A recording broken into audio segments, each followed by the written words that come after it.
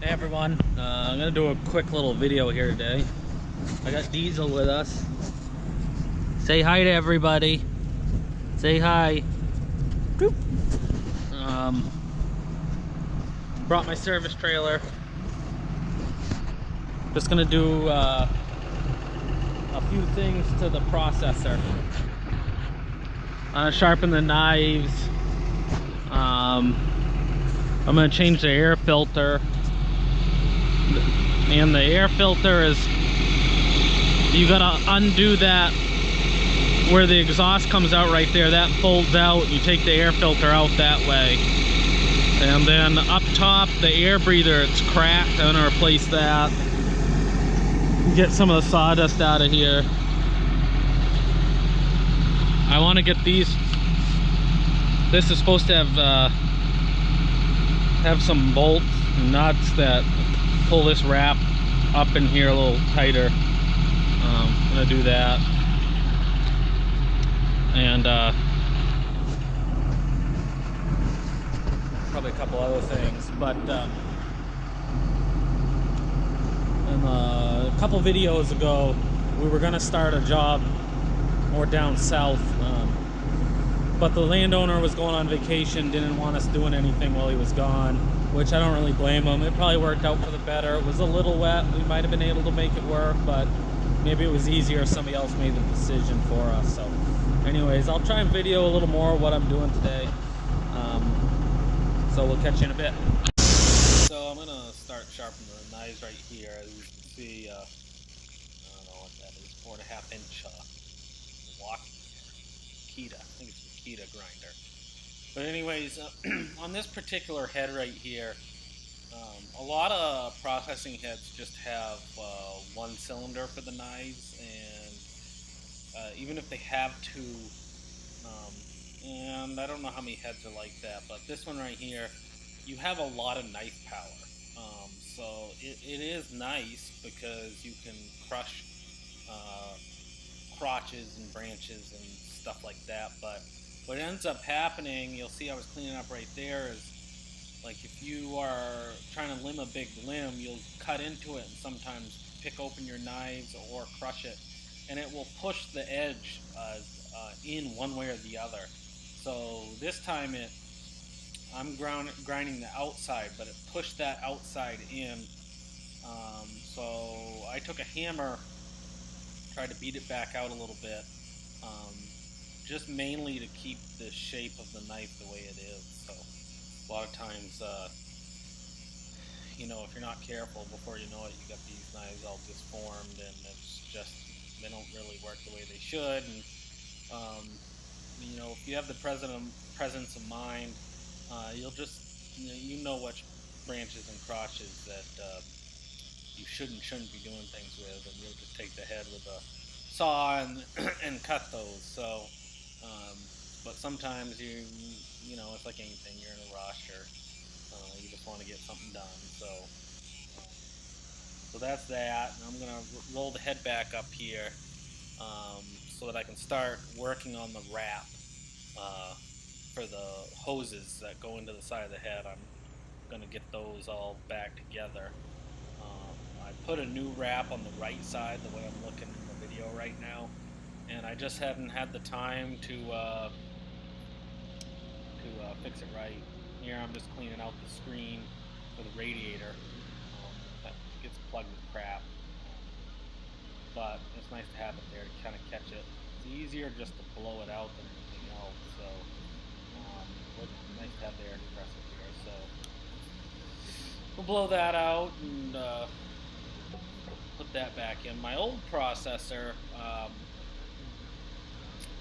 I don't know, you know, I blew the radiator out some here, but it really didn't have a lot of stuff in it. But my old processor, which is you know, Cat 501, it must have had a little different radiator style, because that thing would clog solid with fine material.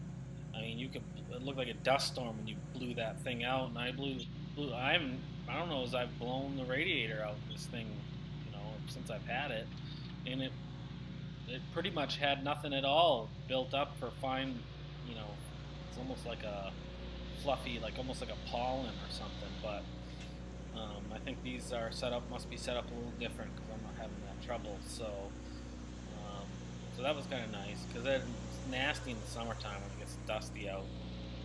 With my old machine, you almost had to do it every other day or every few days to not have it overheat, but maybe they made some improvements on this one, so I didn't seem to have the same problem, so that's nice. And, it's good to just blow it out anyways, just for the fact of getting that all cleaned up in there and stuff. So we'll slide her back in and close the door here, but it's just when you have time, the weather's nice today, it's just good to tidy up all these loose ends, you know. So I'm gonna change the air filter right here. And, I haven't done that in a while on this machine, but you gotta undo this hatch on the left, which is kind of a pain. They're real dry, you can barely. Now, probably just because you don't open it very much, but I mean, it's not that big a deal. But I would think that they would design something that you don't have to bolt the damn thing every time you want to change the air filter. But I guess I'm not an engineer, so common sense and engineering, I don't know. So we'll do this here, and then we'll move on to the next thing. But I think a lot of people don't change their air filters enough. To me, I think over the course of 10,000 hours, it's the difference between, or 8,000 or whatever. I think it's the difference between having an engine that goes past 10 and an engine that needs to get rebuilt at 8 or 10,000 hours. And just my thought on it, you know, it's like if we were suffocating, I don't think we'd be able to run too well. So it's not much different with a piece of equipment. I just don't think people think that way. You can see here, this is pretty sooted up. So, and we usually only will blow or clean the filters out, you know, once or twice before we toss them and put a new one in. I mean, you can see how much cleaner, you know, this filter was. So that's pretty much that. There's not a whole lot to that, but I'll come back in a few minutes here once I get that bolt down.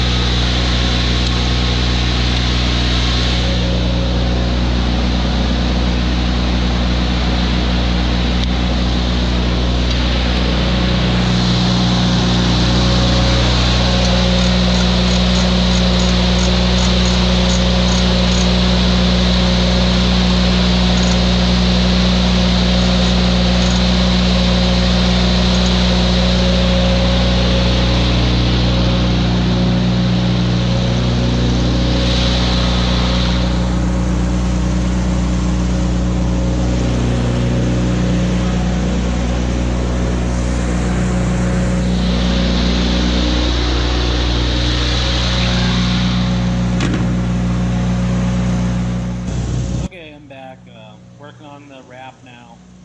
You can see the wrap right here, how it covers and protects all those hoses, but it also, you don't have the wrap all the way up into where it goes into the metal part of the machine there, it will end up wearing the hoses right where that chain is attached to the top and the bottom side. So it's just, you know, it won't bother immediately, but you're not going to get the life out of your hoses. So, and if the problem with this, I mean, I like this head. It's really simple. It's reliable. But these hoses going into the side of the head like this are just, it just is, in my opinion, stupid. They ought to have a manifold, because all you have to do is over-rotate that head and it'll pinch those hoses, and then you're going to have all sorts of trouble. So, and pretty much from about new on, I mean, you can't, I know I didn't go but a few months before I had to change some because I over-rotated the head, and it's easy to do. I mean, once you get used to it, you can usually pay attention, but my old machine had longer hoses, and you can see to the left of my hand right here, that's the hydraulic motor to tilt the head.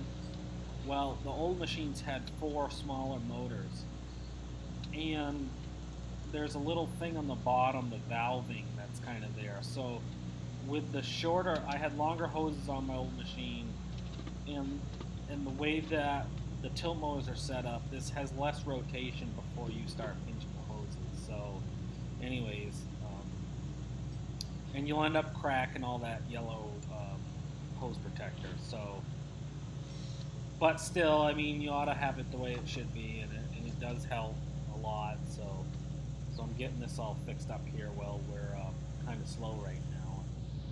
After I get, we're supposed to get some rain tomorrow and the next day. So, but after that, I'm going to finish processing all the wood on this job that's laid down. So I'm just getting all this stuff taken care of right now. So I'm probably going to stop yakking here.